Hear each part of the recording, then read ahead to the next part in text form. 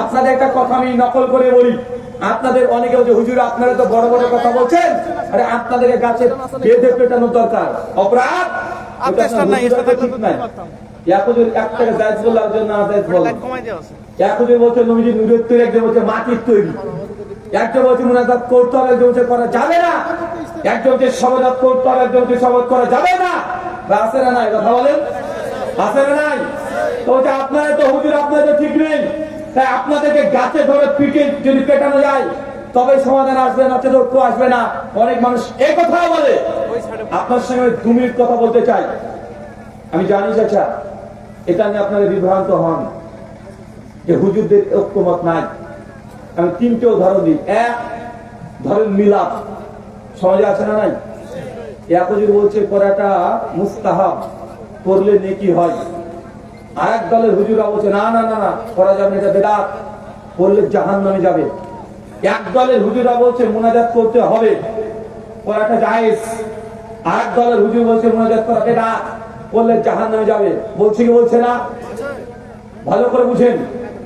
এখন আমি আপনি সাধারণ মানুষ আমরা দেখছি যারা মিলাদকে জায়েজ বলে, মুনাজাতকে জায়েজ বলে, তাদের দলে বড় বড় আলেম 20 বছর 30 বছর ধরে মাদ্রাসায় পড়েছে, বুখারী মুসলিম তারা পড়াচ্ছে নিজেরা, তাদের এলাকাতে গ্রামে বাংলাদেশে হাজার হাজার তাদের মাদ্রাসা আছে, আছে না নাই? তারা অনেক বড় বড় আলেম। আবার যে দলটা বলছে যে মিলাদ করা যাবে না বেদাত, মুনাজাত করা যাবে না বেদাত, এদের দলে প্রচুর আলেম। এরা সে মক্কা মদিনা থেকে পড়ে চলে এসেছে, এরা হাদিস কোরআন পড়াচ্ছে, এদের হাজার হাজার মাদ্রাসা। তো 2 দলেই আলেম, সাধারণ জনগণ আমরা কি করবো? এটা তো প্রশ্ন যেতে দেয় না যে 2 দলেই আলেম, দুটোই তো চুপ্পা বলে, দুটোই তো আলেম কোরআন হাদিস বলে। তা আমরা জনগণ কে ঠিক কে ভুল বুঝবো কিভাবে? যাতে আপনার উদ্দেশ্যে শুধুমাত্র একটা বার্তা। ধরেন এই দলের হুজুর যারা বলছে মিলাদ করলে নেকি হয়, সত্যি দেখা যাচ্ছে এই দলের আলেমদের ফতোয়া আল্লাহর দরবারে ঠিক হয়ে যাবে, কারণ মনে হয় যে এই দলের আলেমদের ফতোয়ায় আল্লাহর দরবারে ঠিক হয়ে গেল। তো যারা মিলাদ করেছে, যারা কিয়াম করেছে, যারা শরবতের হালাল রুটি খেয়েছে, যারা মুনাজাত করেছে, এই দলের আলেমদের ফতোয়া যে ঠিক হয়ে যায়, তাহলে আপনি এতদিন কি করলেন? নেকি করেছেন। কি করেছেন? যেটা বলেন, মিলাদ করে কি হয়েছে? নেকি হয়েছে। শরবত পালন করে কি হয়েছে? নেকি হয়েছে। কিয়াম করে কি হয়েছে? নেকি হয়েছে। কিন্তু যদি এই দলের আলেমের ফতোয়া ঠিক হয়ে যায়, যারা বলছে মিলাদ বেদাত, কিয়াম বেদাত, মুনাজাত বেদাত, যদি এই দলের ফতোয়া আল্লাহর দরবারে ঠিক হয়ে যায়, তাহলে আপনি কি করেছেন? এতদিন কি করেছেন? আরে গুনাহ করেছেন, বিদআত করেছেন। আর বিদআত করলে কি? কুল্লু বিদআতুন দালালা, প্রত্যেক বিদআত হচ্ছে ভ্রষ্টতা। যদি আল্লাহর দরবারে এই হুজুরদের কথা ঠিক একবার হয়ে যায়, তাহলে আপনি এতদিন যে বিদআত করেছেন, মুনাজাত করেছেন, এটা জাহান্নামে যাওয়ার জন্য যথেষ্ট হয়ে গেছে। এখন আপনি কোন রাস্তা বেছে নিলেন? কোন রাস্তা বাঁচবেন? এই হুজুরদের কথা যদি আল্লাহর দরবারে ঠিক হয়ে যায়, নেকি কামিয়েছেন। এদের কথা যদি ঠিক হয়ে যায়, জাহান্নামে যেতে হবে। এখন চাচা, ইসলামে কি নেকি করাটা গুরুত্বপূর্ণ না জাহান্নাম থেকে বাঁচাটা গুরুত্বপূর্ণ? তাহলে আপনি কোনটাকে বাঁচবেন? কোনটাকে করবেন? জাহান্নাম থেকে বাঁচতে হলে এই হুজুরদের কথা মানতে হবে। মিলাদ করা যাবে না, মুনাজাত করা যাবে না, আত্মনির্ভর না, নেকি দরকার। এই হুজুরদের কথা যদি ঠিক হয়ে যায়, নেকি বেছেন। আমার মনে হয় আমজনতা সাধারণ জনগণ জাহান্নামে যাওয়ার জন্য যে হুজুরের ফতোয়া আছে, সেই ফতোয়াকে মনে করে নেকি যদি আপনার এত প্রয়োজনীয় হয়, নেকি কত নিবেন? কেন হুজুরদের এই যেখানে হুজুরা ঐক্যমত হয় নাই, হুজুরদের মত হলে আপনারা জনগণ কেন ঢুকতে যাবেন? হুজুর নাই ফাইনাল করতে পারেনি যে মিলাদ করা বেদাত না সুন্নাত, তো আপনি জনগণ আপনি কেন ভেতরে ঢুকছেন? আপনার নেকির দরকার, কত নেকি নেবেন? আপনি মিলাদ কিয়ামকে বাদ দিয়ে প্রতিদিন 1 পারা করে কোরআন মাজিদ পড়েন। সুনান তিরমিজি হাদিস না 2910 আল্লাহ নবী বলেন, কেউ যদি কোরআন মাজিদের আলিফ 10 নেকি, লাম 10 নেকি, মিম 10 নেকি, কেউ 3টে হরফ করেছে 30 নেকি। আপনার কত নেকি দরকার? প্রতিদিন 1 পারা কোরআন মাজিদ পড়েন। আপনার মোবাইলের ক্যালকুলেটরের নেকি যে কত, এটা হিসাব ধরে রাখতে পারবে না। কিন্তু আপনি এই দিকে যেই দিকে মতভেদ নেই, যেদিকে হুজুরদের মতভেদ নেই সেই আমলগুলো না করে হুজুরা যেখানে মতভেদ নিজেরা করে, হুজুরা যেখানে নিজেরা গোতাগুতি করে, আপনি ওইখানে গিয়ে আপনি নিজে ঝামেলা করেন। আছেন না? নাই করে কি করে না? আরে 5 ওয়াক্তের বেনামাজি 5 ওয়াক্তের এক ওয়াক্ত নামাজ পড়ে না, জুমার দিনে শুধুমাত্র নামাজ পড়তে যায়। ওই জুমার দিনে নামাজ শেষে একদম কুকুরের মতো হা করে বসে থাকে, কখন একটা আখরি মুনাজাত হবে। আছে না? নাই। ও মুনাজাত করতে যায়, নামাজ পড়তে না। বড় খারাপ লাগলো না? আরে ভাই, আপনি যদি মুমিন মুসলমান হন প্রত্যেকদিন 5 ওয়াক্ত নামাজ পড়বেন, দোয়া জিকির আজকার তসবিহ তাহলিল করবেন, নামাজ এক ওয়াক্ত নাই, ওই মুনাজাত নিয়ে মারামারি করে ওরাই যারা সপ্তাহে একদিন নামাজ পড়তে যায়। আছে না? নাই কথা বলে? আরে ওরাই ঝামেলা করে।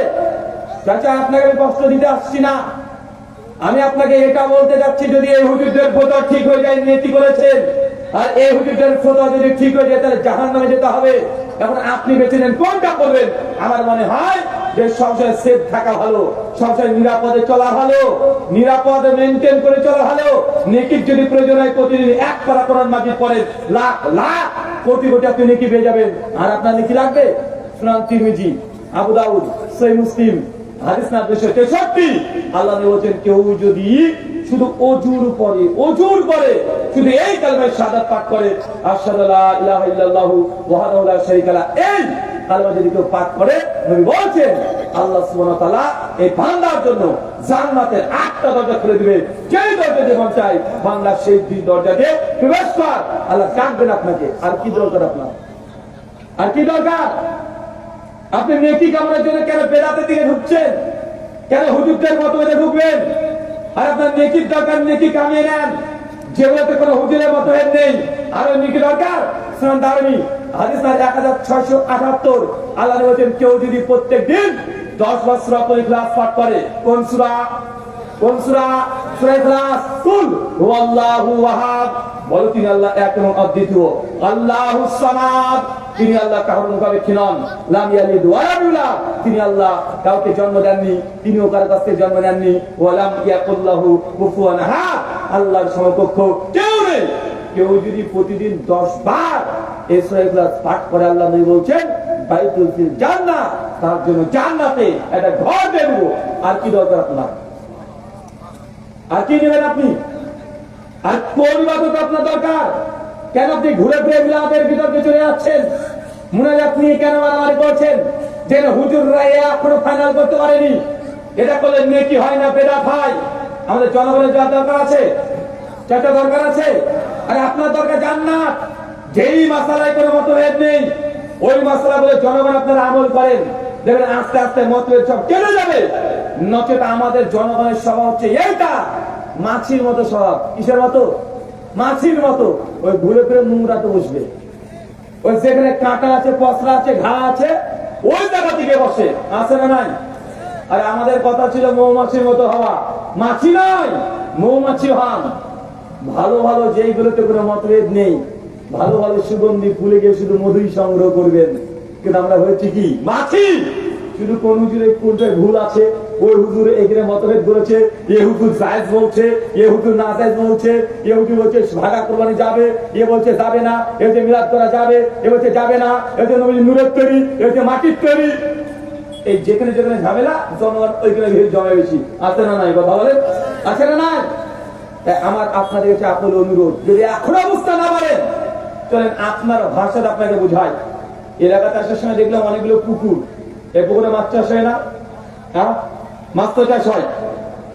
আচ্ছা, দেখা যাচ্ছে পুকুরে আপনি মাছ ছেড়েছিলেন, 5 মাস পর মাছ শেষ দিয়ে তুলতে গিয়েছেন, বাপ বেটা দুজনে একসঙ্গে আপনার পুকুরে গিয়েছেন। সারাদিন যত মাছ ছিল জাল দিয়ে তুলে তুলে তুলে তুলে সব মাছ তুলে ড্রামে লোড করেছেন। 10খানা ড্রাম লোড হয়ে গেছে। কয়টা ড্রাম?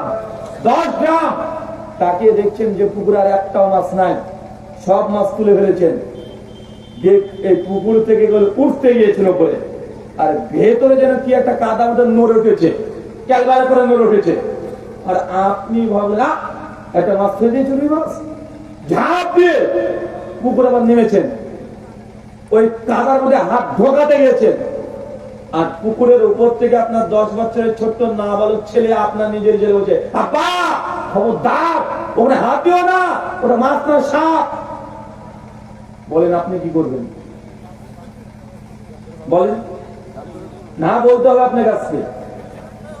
আপনি মনে করেন মাছ, মাছ মনে করে হাত ঢোকাতে গিয়েছেন, আপনার হাঁটুর বয়সের ছেলে 10 বছর পর্যন্ত এখনো, ও বলছে আব্বা ওটা মাছ না সাপ। আপনি কি করবেন তাই বলেন? কি করবেন? আমি চিনি আপনাকে, আমরা ভাই খালি আপনার সঙ্গে হিসাব করবেন। বাপরে ভাব, আরে পুকুরে যত মাত্রের শব্দ লোড করে ফেলেছি, পুকুরের একটা মাছ নেই, ওটা মাছ না সাপ এই বিতর্কে যাওয়ার দরকার নেই বাবা। ও মাছ মনে করে আপনি ফেলে জানি আপনি লুঙ্গি খুলে পালিয়ে আসবেন। কারণ আপনি জানেন ভাই আমার একটা মাছ ধরতে গিয়ে সাপের কামড় খেতে রাজি না, আপনি মাছকে সাপ মনে করে পালিয়ে আসবেন। আসবেন কি আসবেন না? চাচা, যখন হুজুররা বলছে এটা বেদাত আর এক হুজুর বলছে এটা জায়েজ, যদি এই বেদাত যেই হুজুররা ফতোয়া দিচ্ছে তাদের ফতোয়া যদি ঠিক হয়ে যায় জাহান্নাম, আর সে হুজুররা জায়েজ ফতোয়া দিয়েছে দুনিয়াতে, এই হুজুরের ফতোয়া মানলে আপনি নেকি কামিয়েছেন। আপনার কোনটা করা উচিত? আপনার কোনটা করা উচিত? আরে জাহান্নাম থেকে বাঁচাটা গুরুত্বপূর্ণ। নেকি তো হাজার রাস্তা আছে। আর কিছু না বলে আয়াতুল কুরসি পাঠ করবেন।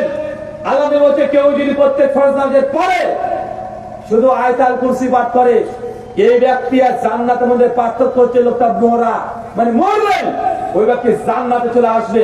তো আপনারা কি দরকার চাচা? আর কি দরকার? আপনি তো নেকি করে জান্নাত যেতে চান, তাই না? তো যেখানে কোনো মতভেদ নেই আপনি ওই আমলগুলো করেন। কেন আপনি খায়াতের মধ্যে যাবেন? ইনশাআল্লাহ আজকে খায়াতে যাবো না। যারা যা করছে করতে দেন। ওরা যদি তারপর যদি বেদাত করে, তারপর যদি রিস্ক নিতে চায়, মাছ মনে করে সাপের কামড় খেতে চায়, তাহলে তুই খা, সে তুই মর, আর বলার দরকার নেই। কথা বুঝতে মনে হয়? আরে এত বলার পরে যদি না বুঝে, তাহলে আমার আপনার কিছু করার আছে না। আমি কয়েক বছর আগে বাংলাদেশের ফরিদপুরে গিয়ে আলোচনা করতে, আমি যখন আলোচনা করার পূর্বে গোটা এলাকাতে প্রচার করে দিয়েছি, ভারত থেকে একটা বক্তা আসছে, এই বক্তা হচ্ছে আহলে হাদিস, যদি হচ্ছে আপনাদের এলাকাতেও এই রিপোর্ট করা হয়েছিল, বক্তব্য দিতে দেবে না, ওই যে হুজুর শুধু বিতর্কিত বিষয় নিয়ে কথা বলে। আমি যখন পৌঁছেছি তখন বলছে আপনাকে তো স্ত্রী উঠতে দেবে না। আমি তখন বললাম যে প্রশাসন যারা আছে তাদের সঙ্গে উপস্থিত আছি, তো প্রশাসনের পুলিশ কর্তারা এসেছে, তাদের সঙ্গে ঘরে আমি বসেছি। আমি বসে বলছি স্যার কি সমস্যা, মানে কেন আলোচনা করতে কেন দেবেন না? বলছে আপনি নাকি অনেক বিতর্কিত বিষয়ে কথা বলেন। আমি তখন বলছি যে স্যার দেখুন, আলোচনা যদি আমি করি, আমি যাই বলি না কেন কোন না কোনো ব্যক্তির বিরুদ্ধে যাবেই যাবে। পৃথিবীতে বিতর্ক নাই এমন কোন বিষয় আছে? কথা বলেন। আরে বিতর্ক নাই কোন বিষয় আছে? আমাকে দেখান কি এর মধ্যে বিতর্ক নাই। আরে আল্লাহ আছে না নাই এটা নিয়ে বিতর্ক। মুসলমান বলছে আল্লাহ একজন, খ্রিস্ট হচ্ছে আল্লাহ একজন, আরে আল্লাহ তো তিনজন, পিতা পুত্র পবিত্র আত্মা। বলে কি বলে না? কথা বলে। 5 থেকে হিন্দু ধর্মের বলছে আল্লাহ একজন তিনজন না, আল্লাহ তো 33 কোটি। হিন্দুরা কি বলে? 33 কোটি দেবতা বলে না? তো মুসলমান হচ্ছে একজন, খ্রিস্টান বলছে তিনজন, হিন্দু দাদা হচ্ছে 33 কোটি। আল্লাহ কয়জন এটা নিয়ে মতভেদ আছে। আর 5 থেকে নাস্তিক যারা আছে, ওই যে তাসলিমা নাসরিন মার্কা, তারা হচ্ছে আল্লাহ নাই, লাখ তো 33 কোটি। এখন আল্লাহ নিয়ে তাহলে আলোচনা বন্ধ করে দেবো নাকি? আরে এটা নিয়েও তো মতভেদ। আরে বাঙালি হচ্ছে মতভেদ নাই এমন কিছু বিষয় নাই। বাঙালি হচ্ছে সব ভেজাল, ও বিষ বিক্রি করে ও ভেজাল দেয়, বিষয় ভেজাল আছে না? হ্যাঁ, তো এই নিয়ে তো মতভেদ থাকবে। আমি যখন বললাম যে স্যার দেখেন আপনারা প্রশাসন আছেন, আমাকে সুযোগ দিন, আমি 1 ঘন্টা আলোচনা করব। আমার আলোচনায় যদি কোনো ভুল ভ্রান্তি অপব্যাখ্যা আপনারা পান, তাহলে যারা আছে তার প্রশ্ন করার সুযোগ পাবে। তো আমার এই কথাতে প্রশাসন বলে একটা ঠিক আছে, আপনার সুযোগ দিলাম। তো আমি যখন আলোচনা করলাম, দেখছি উঁচু উঁচু টুপি পরা হুজুররা বুখারী মুসলিম মাথায় বগলে টেবিলে চলে এসেছে। আমার আলোচনা শেষ, আমি যখন বলছি প্রশ্ন উত্তর শুরু, দেখছি একজন হুজুর এসে মাইকে রেখে খুব রাগের আগে বলছে হুজুর সালাম দেয়নি আমাকে। বুঝলো না? কি দেয়নি? সালাম দেয়নি। কারণ আমরা হচ্ছে ওয়াহাবি, আমরা কি সালাম দেওয়া জায়েজ না। সালাম না দিয়ে শুরু করেছে, হুজুর বলেন নবীজি নূরের তৈরি না মাটির তৈরি? কি রে ভাই, আরে আমি এই বিষয়ে আলোচনা করলাম না, এই বিষয়ে বসলো কেন? যে রাত থেকে বলতে হবে নবীজি নূরের তৈরি না মাটির তৈরি। আমি যখন বলছি যে ডাইরেক্ট যদি উত্তর দিতে একটা ঝামেলা হবে, আর এরা এসেছে ঝামেলা করতে, মসজিদে ভাঙতে এসেছে। আমি বললাম দেখেন ভাই, আমি তো ইন্ডিয়া থেকে এসেছি, বাংলাদেশে কিসের তৈরি আমি জানি না, তবে আমি ইন্ডিয়ার তৈরি। তো আমার নবী আমার কাছে ডায়মন্ড হিরোর চেয়ে তো মূল্যবান, দামি। তো আমার নবী কোহিনূরের হীরার তৈরি। ও তো কি বলছেন আপনি? আচ্ছা ভাই, আমার নবী চিনির চেয়ে তো মিষ্টি, আমার নবী মধুর তৈরি। বেচারা ছ হয়ে গেছে, ওকে কি রে ভাই, মানে ও যেমন উত্তর চেয়েছে তেমন উত্তর দিইনি। আমি যখনই বলছি নবী চিনির তৈরি, মধুর তৈরি, ডায়মন্ড হীরার তৈরি, আমি ভাই আপনাদের বাংলাদেশের নবী কিসের তৈরি? ও বেচারা কিছু বলে না। আমি যখন বললাম জনগণকে আর পুলিশ অফিসার আশেপাশে অফিসারকে সামনে রেখে বলছি যে স্যার, আর জনগণ বলছে চাচা আজকে আপনি ওয়াজ মাহফিল শুনতে এসেছেন, রাত্রি প্রায় 12টা বেজে গেছে, এখন যদি কোনো পুলিশ যদি আপনার বাড়িতে যায়, গেটটাকে নক করে ঠক ঠক করে, চাচি গেটটা খুলে দিয়ে যায়, কে? থানা থেকে এসেছি, আপনার স্বামী কোথায়? উনি তো ওয়াজ শুনতে গিয়েছে। শোনেন, আপনার স্বামী যদি বাড়িতে আসে দ্রুত থানাতে দেখা করতে বলবেন। ঠিক রাত্রি 1টার দিকে আপনি ওয়াজ শুনে বাড়িতে যাচ্ছেন, চাচি গেট খুলে দিয়েছে। চাচি বলছে শোনো, কি করেছে তুমি? আরে থানা থেকে পুলিশ এসেছিল, তোমাকে খোঁজ করছিল, কালকে তোমাকে দেখা করতে বলেছে। এখন আপনি চাচিকে কি জিজ্ঞাসা করবেন? এই পুলিশটা কেমন দেখতে গো? এই সাদা না কালো? আরে ফর্সা না বাদামি? আরে কত ফিট লম্বা গো? আরে কি পোশাক পরে এসেছিল গো? তার কালার কি গো? এই প্রশ্ন করবেন চাচা? না, প্রশ্ন করবেন এইটা, আরে পুলিশ কেন এসেছিল? প্রশ্ন কি করবেন? সে কি খেয়ে এসেছিল, কিসের তৈরি, কোন জামা পরেছিল, কফিট লম্বা, কফিট চওড়া, সাদা না কালো, এই প্রশ্ন করবেন? না, প্রশ্ন করবেন যে পুলিশ কেন এসেছিল। আরে আপনি প্রশ্ন করেন পুলিশ কেন এসেছিল? মুসলমান আমরা নবী কিসের তৈরি এটা নিয়ে মারামারি করে বলছি, ভাগ করে ফেললাম। নবী কেন এসেছিল দুনিয়ায়, কি নিয়ে এসেছিল, কি সুন্নাত দিয়ে গেছে, কোন দোয়া শিখে দিয়েছে, কেউ আলোচনা করে না। যখন নবীর জিকিরের কথা বলি তখন বলে এরা হচ্ছে ইহুদির দল, বলে কি বলে না? আরে আল্লাহ নবী হচ্ছে আসল জিকির লা ইলাহা ইল্লাল্লাহ, সবচেয়ে দুনিয়ার মধ্যে উত্তম জিকির হচ্ছে লা ইলাহা ইল্লাল্লাহ। আর পীর সাহেব বলেছে না ইল্লাল্লাহ জিকির করো, এখন ইল্লাল্লাহ জিকির হয়ে গেল উত্তম জিকির। নবী বললেন লা ইলাহা ইল্লাল্লাহ, এটা উত্তম জিকির, আর পীর বলেছে ইল্লাল্লাহ। বাংলার মানুষ কোনটা করে? নবীরটা না পীরেরটা? পীরেরটা বেশি করে। যখন বলছে ইল্লাল্লাহ জিকির করেন, দলিল কোথায়? বলছে এই যে গ্রামাটিক্যাল দিক থেকে এটা জায়েজ, এতে নামও আছে, সর্ব আছে, কত বিজ্ঞান কত সায়েন্স নিয়ে এসে ব্যাকরণ ট্যাকরণ লাগিয়ে একদম ইঞ্জিনিয়ারিং করে এখন ইল্লাল্লাহ জিকিরকে সায়েন্স প্রমাণ করার চেষ্টা করছে। আমি বলেছিলাম ভাইজানকে, ভাই বুঝলাম তোমার হুজুর ব্যাকরণ বিদ্যায় অনেক জ্ঞানী, ব্যাকরণ দিয়ে ইল্লাল্লাহ জিকির এটা জায়েজ প্রমাণ করলো, কিন্তু আল্লাহর দরবারে যদি নাজায়েজ হয়ে যায়, তোমার হুজুরের মধ্যে জায়েজ কিন্তু আল্লাহর দরবারে যদি নাজায়েজ হয়ে যায়, তখন তোমার কি হবে? নবী বলেছেন সবচেয়ে উত্তম জিকির লা ইলাহা ইল্লাল্লাহ, হুজুরের জিকির কি? ইল্লাল্লাহ। এটা যদি নাজায়েজ আল্লাহর কাছে হয়ে যায়, তোমার হুজুর বলছে জায়েজ, তাহলে আপনার কোনটা করা উচিত? ইল্লাল্লাহ না লা ইলাহা ইল্লাল্লাহ? কিন্তু বাঙালি কোনটা করে? বাঙালি শুধু ইল্লাল্লাহ জিকির করে। চাচা কষ্ট হচ্ছে না? আমি কষ্ট দিতে আসিনি, আপনি ইল্লাল্লাহ জিকির করবেন, করেন রে ভাই, আমার কি? আপনি ইল্লাল্লাহ জিকির করলে আমি 50 নেকি পাবো, বা আমার বাপের 5 বিঘা জমি 10 বিঘা হয়ে যাবে না? আপনি যদি লা ইলাহা ইল্লাল্লাহ জিকির করেন, তাও আমার বাপের 10 বিঘা জমি 20 বিঘা হবে না। আরে আপনি আমল করবেন, আপনি জান্নাত যাবেন, আপনি কবরে যাবেন, আপনার কবরে গিয়ে প্রশ্ন উত্তর আমি করতে আসবো না, প্রশ্ন উত্তর আপনি দিবেন। আমাদের কাজ ফাযাক্কির ইন্নামা আনতা মুযাক্কির লাস্তা বিল মুসাইকির, আমাদের কাজ মানুষের কাছে সত্য কথা বলে প্রচার করে দেওয়া। সূরা গাশিয়া আয়াত নম্বর 20 এবং 21। চাচা সমাজে অনেক কিছু ভুল আছে, এটা আপনাকে মানতে হবে, যতক্ষণ আপনি না মানছেন আপনি সত্য কোনো পাবেন না। চলেন তো একটা কথা বলি। আচ্ছা আপনাদের এলাকায় মাঠ ঘের ঘাট ক্ষেত খামার আছে না? দেখবেন গরু যখন চড়ে না, একটা সাপ এসে গরুর দুধ খেয়ে পালিয়ে যায়, আছে না নাই? সাপের নাম কি?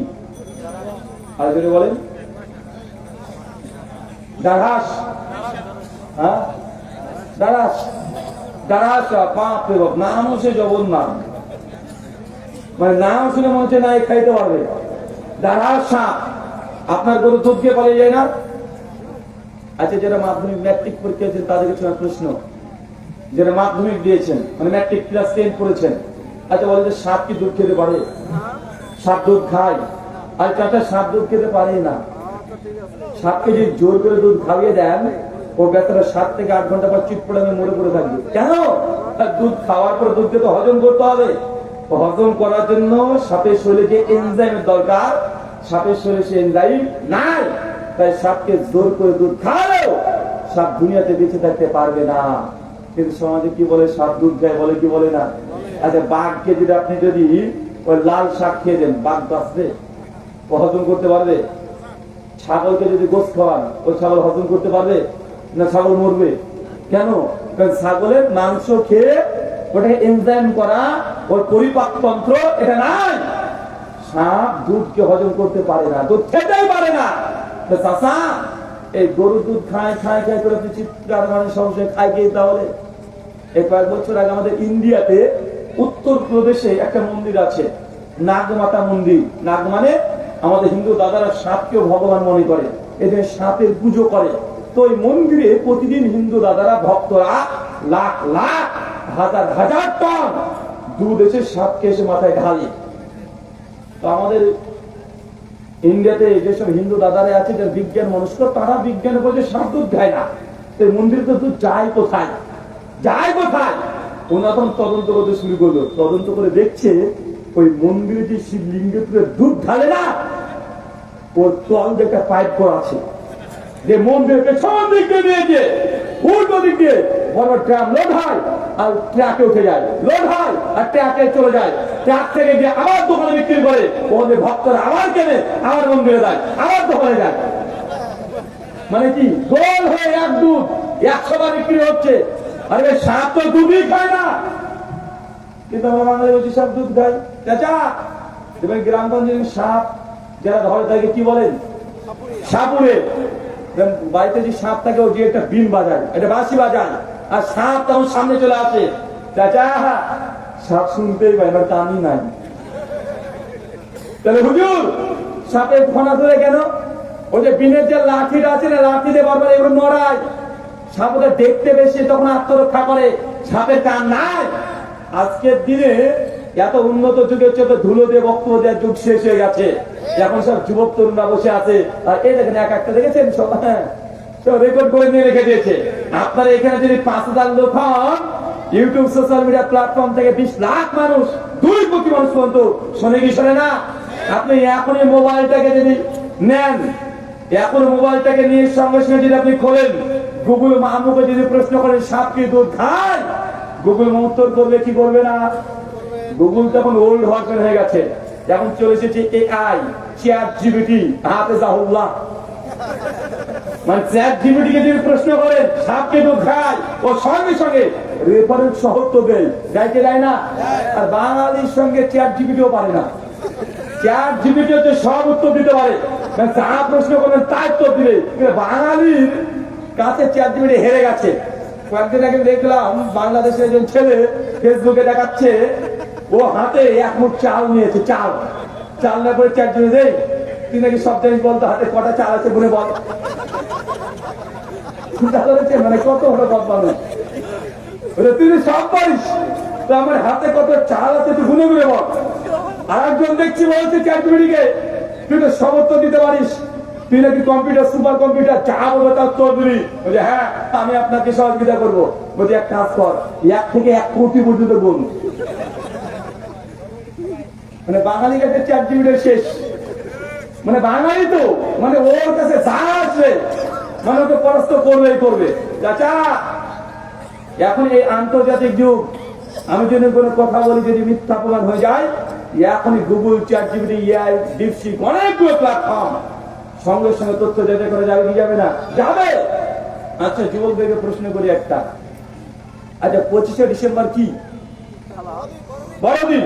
মাশাআল্লাহ, তার মানে আপনারা ভালোই জানেন। চাচা, 25শে ডিসেম্বর হচ্ছে বড়দিন। আচ্ছা, এটা কি মাস চলছে? ডিসেম্বর। আচ্ছা, ডিসেম্বর শীতকাল না গরমকাল? শীতকাল। আচ্ছা, শীতকালের দিন ছোট হয় না বড় হয়? চাচা, শীতকালে দিন ছোট না বড়? আজ কয় তারিখ? আর 3 দিন পর 25শে ডিসেম্বর, তো দিন ছোট হবে না বড় হবে? আর দিন তো ছোট হবে, মানুষ বলছে বড় দিন। আরে দিন তো বড় হয় গরমের সময়। কোন সময়? আরে গরমের সময় দিন বড়, রাত ছোট। শীতকালে দিন বড়, দিন ছোট, রাত হয় বড়। তাহলে গোটা বিশ্বের মানুষ বলছে 25শে ডিসেম্বর বড় দিন। তখন আমি কি করবো? আমি যদি এই কথা বলি তখন বলে হুজুর সমাজ বলে বিশৃঙ্খলা করছে। আমি দেখতে পাচ্ছি ডিসেম্বর মাস ছোট দিন, মানুষ বলবে বড় দিন, কেক খাবে। আমি বলতে গেলে বলবো যে হুজুর বিতর্কিত বিষয় নিয়ে কথা বললেন। আচ্ছা, একটা প্রশ্ন করি আপনাদেরকে। আচ্ছা, আশরাফুল মাখলুকাত কে বলেন তো? আরো জোরে বলেন। দলিল? দলিল কোথায়? লাকাদ কাররামনা বানি আদম, সূরা বনী ইসরাঈল ৭৭। নিশ্চয় আল্লাহ সুবহানাহু ওয়া তাআলা আদম সন্তানদেরকে অনেক বিষয়ে শ্রেষ্ঠত্ব দিয়েছে। অনেক বিষয়, সব বিষয়ে নয়, অনেক বিষয় দিয়েছে। মানুষ যে আসলে মাখলুকাত না কোরআনে আছে না হাদিসে আছে, কিন্তু আমরা বলি কি বলি না? আচ্ছা, মানুষ আসলে মাখলুকাত, তাহলে ফিরআউন বলেন আসলে মাখলুকাত, দেন ফতুয়া।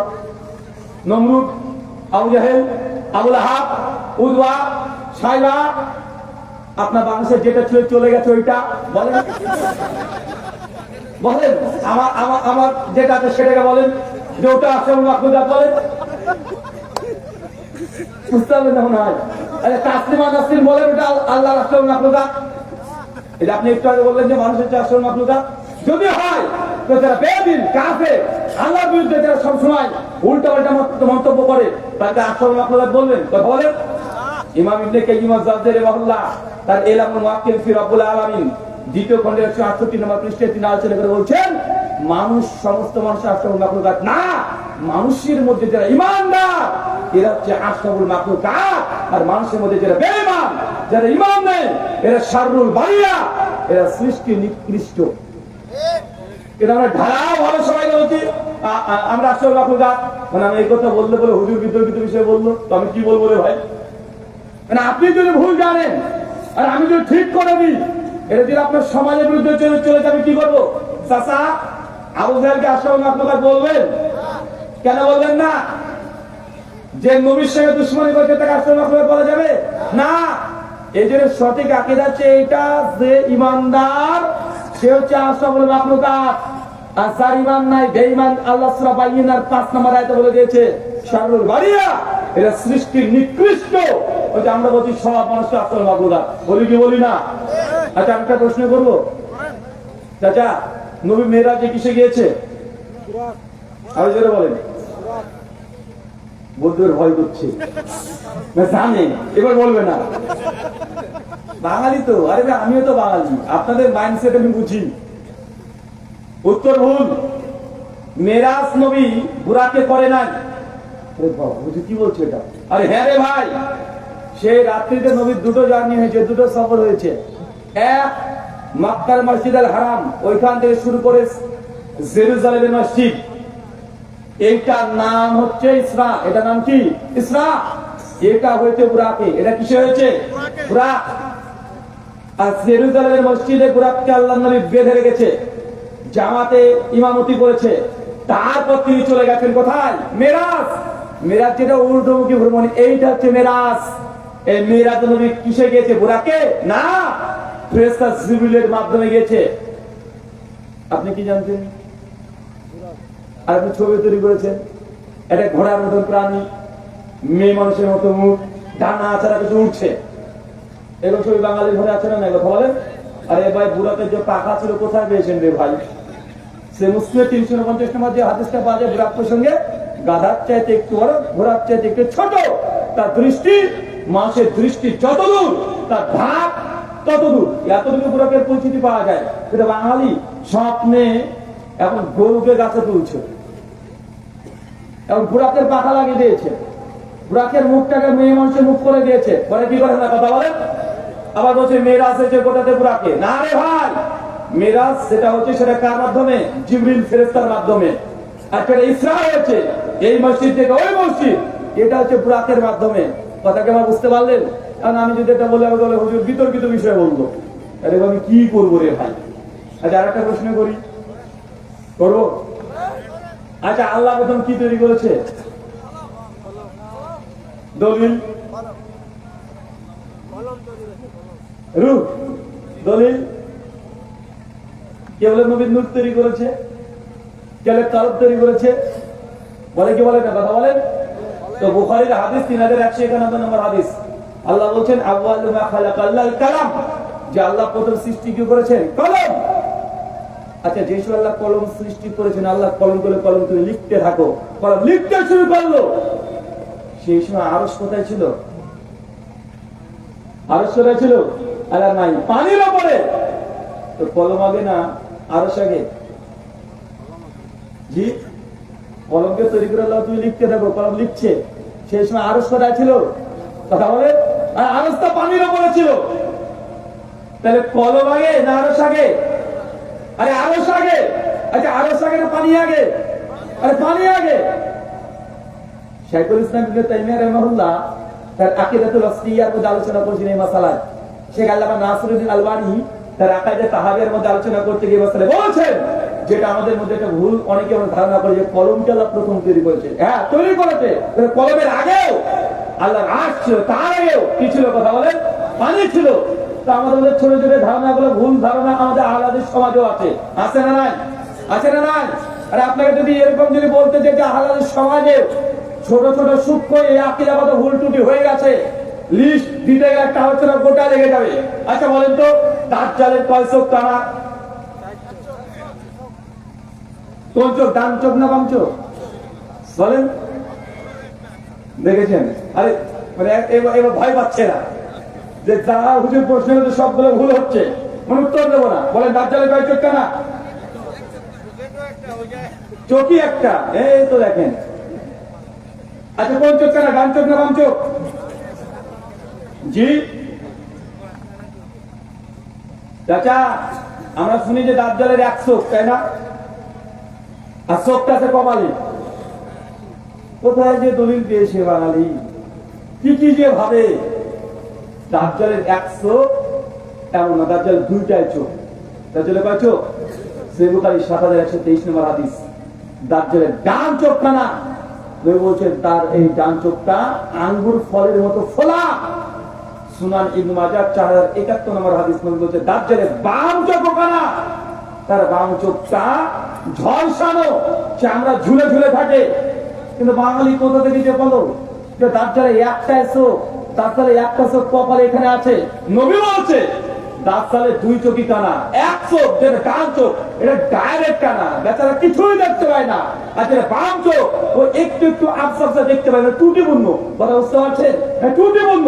একটা চোখ এমনি কানা, আর একটা চোখ আছে ভালো দেখতে পায় না, যেটা বাম চোখ। সহিহ মাজাহ 4071 নম্বর হাদিস। ইমাম ইবনে হাজার আসকালানি রাহিমাহুল্লাহ সহিহ বুখারী 7123 নম্বর হাদিসের অধীনে ব্যাখ্যা করতে গিয়ে ফাতুল বারীর মধ্যে আলোচনা করছেন যে দাজ্জালের দুই চোখই কানা, সমাজ মনে করে একটা চোখ কানা। আল্লাহ তাআলা আপনাকে বুঝার তৌফিক দান করুন, আমিন। আপনাকে আর কষ্ট দিতে চাই না। এমন অনেক মাসালাই আছে যেগুলো আমরা না জেনে বা অল্প জেনে অল্প বুঝে কোরআন হাদিসে আছে, আমরা বলি আর আছে না নাই? কথা বলেন, এখন অনেক আছে। আমি সেই দিকে যাচ্ছি না, আমার শুধুমাত্র মেসেজ এতটাই ছিল, চাচা যদি হুজুরদের মধ্যে মতভেদ হয়ে যায়, মতনৈক্য যদি হয়ে যায়, এক হুজুর বলছে জায়েজ আর এক হুজুর বলছে না জায়েজ, যে হুজুরা না জায়েজ বলছে তাদের কথা মানে, ওই জায়েজ করতে গিয়ে গুনাহের মধ্যে যায় না। আমার এটাই মেসেজ। আল্লাহ সুবহানাহু আপনাদেরকে প্রত্যেককে বোঝার তৌফিক দান করুন, আমিন। আমাদের মধ্যে যে অসুস্থ আছে আল্লাহ সুবহানাহু ওয়া তাআলা তুমি আশ-শাফি, তুমি সুস্থতা দানকারী, মানে প্রত্যেকে তুমি সুস্থতা দান করো, আমিন। প্রশ্ন করেছে না? আচ্ছা নিন একজন বলেন তো।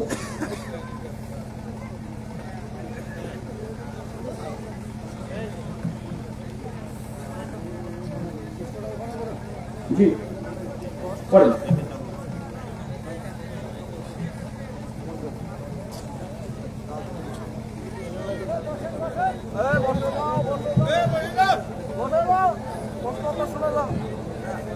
আলহামদুলিল্লাহ, আমরা আরেকটু চুপচাপ করে বসে থাকি, মাত্র কয়েকটি প্রশ্ন রয়েছে।